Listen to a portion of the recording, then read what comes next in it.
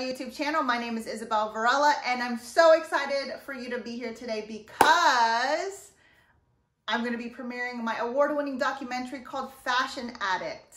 This is actually a 12-minute short that takes you from my life as a fashion addict all the way to a healthy fashion advocate. Why am I showcasing this? Well, for two reasons. I believe that everyone is capable of overcoming all and any adversities in their life. And I also want to share a new perspective because I believe that the more that we build a relationship with ourselves and our clothing, we actually help our planet. Everyone wins. And for the last 2.5 years, I have been screening this documentary at colleges, universities, sustainable organizations, and events globally. But now it's time for it to live on YouTube. So now enjoy the film. Red.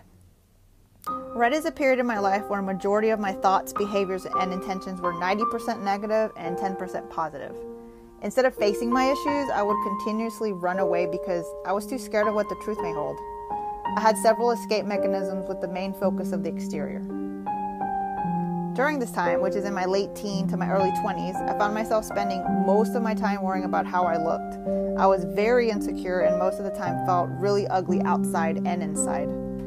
I fell in love with fashion because this was how I could hide who I really was and how I felt inside. It was my mask.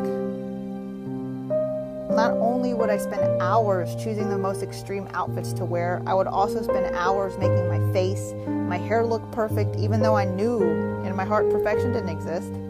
I was obsessed with the thought if I could look like someone else by having longer eyelashes, fuller lips, flawless skin, skinnier thighs, and bigger boobs, then I would be good enough. Then I would be pretty enough. I ran from my negative thoughts and filled it with hours of shopping and maxing out credit cards. I felt this rush of adrenaline as I would sift through the clothing racks and try on the newest and trendiest clothes on. I would buy and style myself with the most extreme outfits just so I looked different. I just wanted to get that attention and feel loved.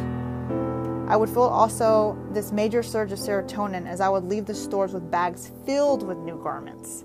This high was similar to the feeling of when I used to do certain drugs, but eventually it would wear off because it never filled the void of emptiness. It was never enough because I always wanted more and I wanted that next hit. And you know what? I still hated what I saw in the mirror.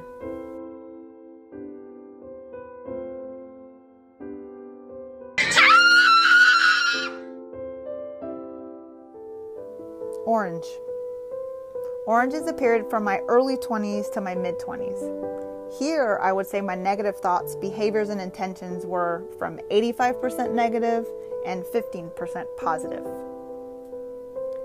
I continued to hide myself with my extreme outfits and makeup, but started to shift into more sexier clothing. I wanted to show off my curves.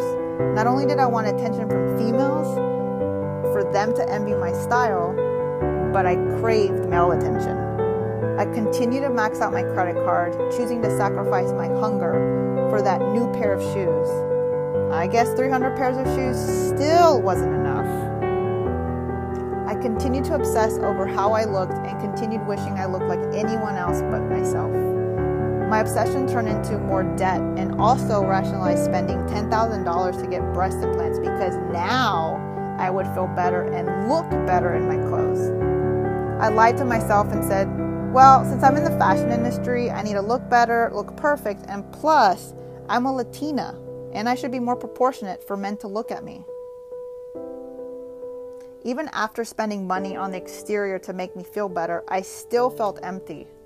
Even going out, wearing a newly purchased outfit hot off the runway, I never felt satisfied. I desperately fished for a compliment to feed my unsatisfactory feeling. A lot of my relationships were based on the physical and rarely on the spiritual side.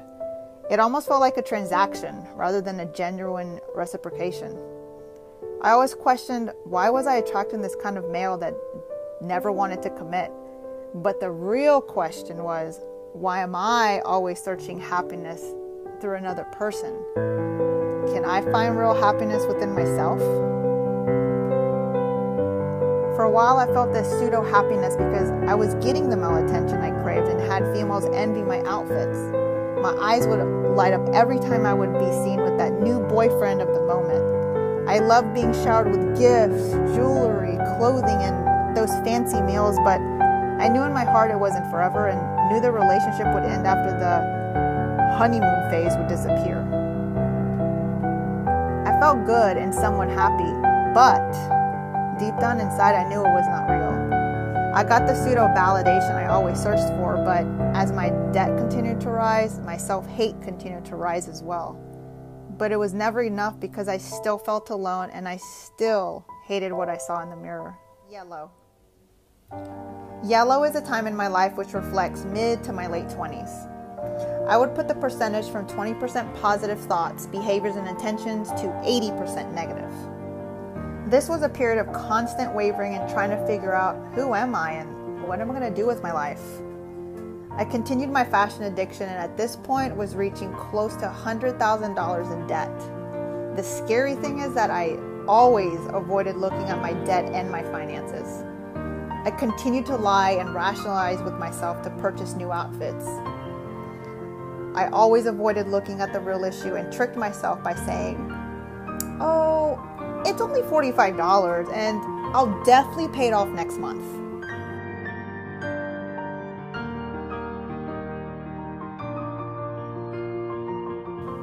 I found myself going to the complete extremes of being sexy and showing off my body to hiding myself in oversized clothing to keep up with the latest trends.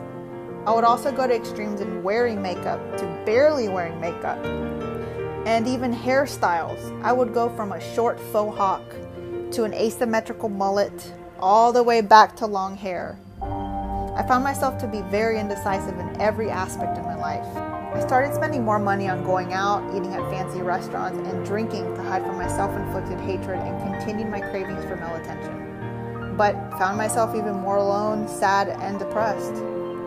I wanted to keep myself distracted and my mind off of the real issues. Once I found myself not being able to pay my bills, my rent, and almost getting my car repossessed, I decided I needed to change my life before it got even worse. I felt out of control and so angry at myself. I decided to get help and to seek a professional. I knew there was something more, and I didn't want to continue to be unhappy in how I looked and with my life. I wanted to change. Green.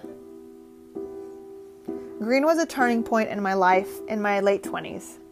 This is when I decided I wanted to have a better life and I was so tired of disrespecting myself. I started seeing a life coach. He was the first person in my life who was honest with me and held me responsible for my actions. I always say he helped me to save my own life. It was very hard, scary, and vulnerable to be honest with myself, and this process took a lot of time and patience, but I was willing to do the work.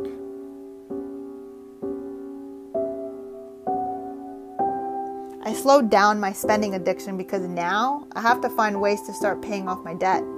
It seemed like an impossible feat, but wanted to at least try. I started to donate a few of my pieces and sell my clothing to recuperate the money I had spent over the years. I also picked up a lot of different side jobs. Although hard to digest, these were the consequences for the actions and behaviors I chose in the past and knew that I had to humble myself.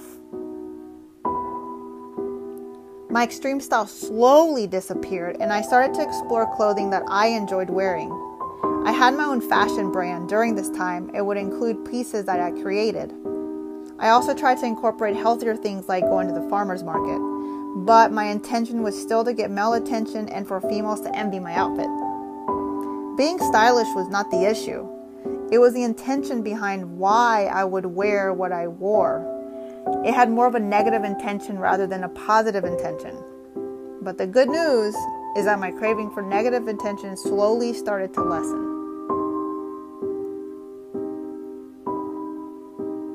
My obsession with the way I looked also slowed down a little bit, but my self-hate was still greater than my self-love.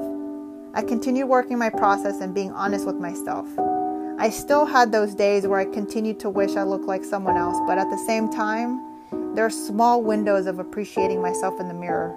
It was a constant battle and found myself frustrated and sad at times, but at the same time, I felt empowered because the more I faced my issues, the better I started to feel.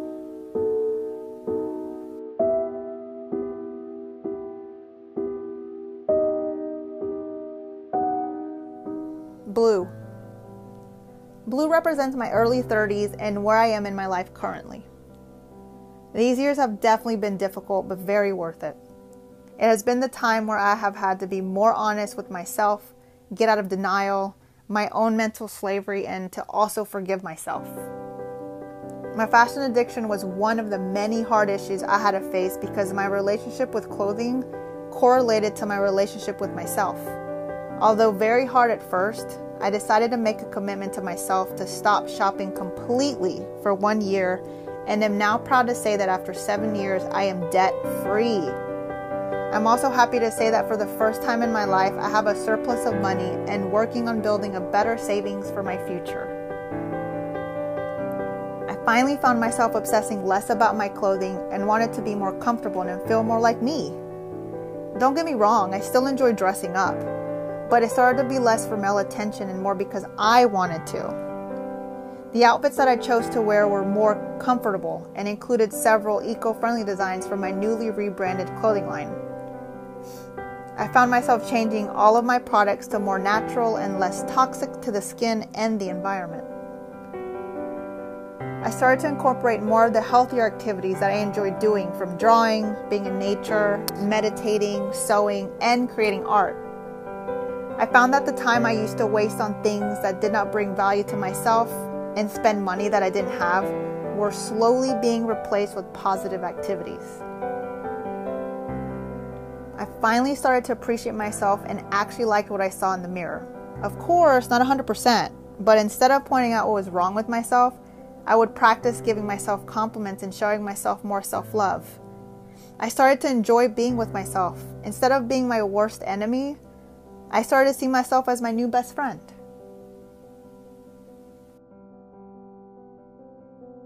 Violet. Violet is more my future self and where I want to be and continue working towards. A small part of me is here, but I still have work to do. The goal is for my behaviors, intentions, and actions to be 51% positive than negative. I would appreciate myself a little bit more and be proud of what I saw in the mirror. I would celebrate my imperfections more and appreciate how unique and beautiful I am from the inside, because that's where true beauty comes from. I would obsess less about my outfits because I am believing more that I am good enough with or without the clothing I choose to wear. I will continue doing more of the things that I love to do and spend more time in nature. I will continue to build my brand with the mission to bring more awareness to both the physical and the psychological effects that the fashion industry has on the humanity and the environment, while also offering positive solutions. My company would continue to focus on empowering others to take care of their garments and to have a better relationship with them. It's not that we do not need clothes and purchasing them is bad. The issue is when it becomes an obsession, a destructive addiction where self-sabotage is the main goal.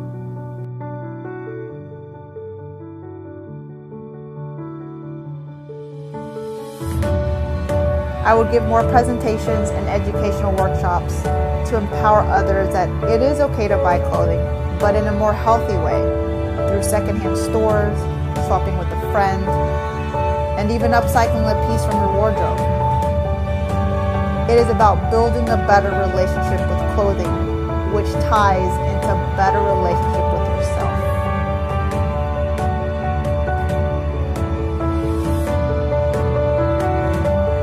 If someone were to ask me if I were to do this all over again, I would.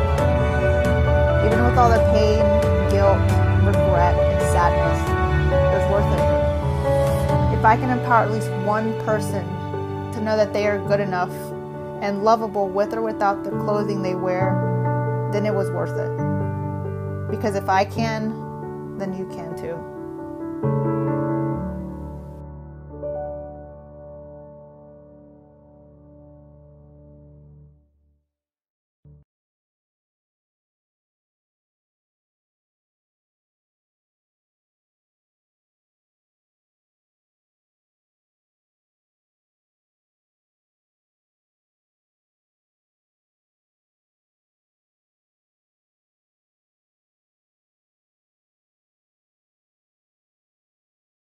I hope you enjoyed this video and found it helpful. If you have any questions, please leave them down below in the comment section. And don't forget to like, subscribe, and hit the little notification bell so you stay up to date whenever I release new videos every week. See you soon!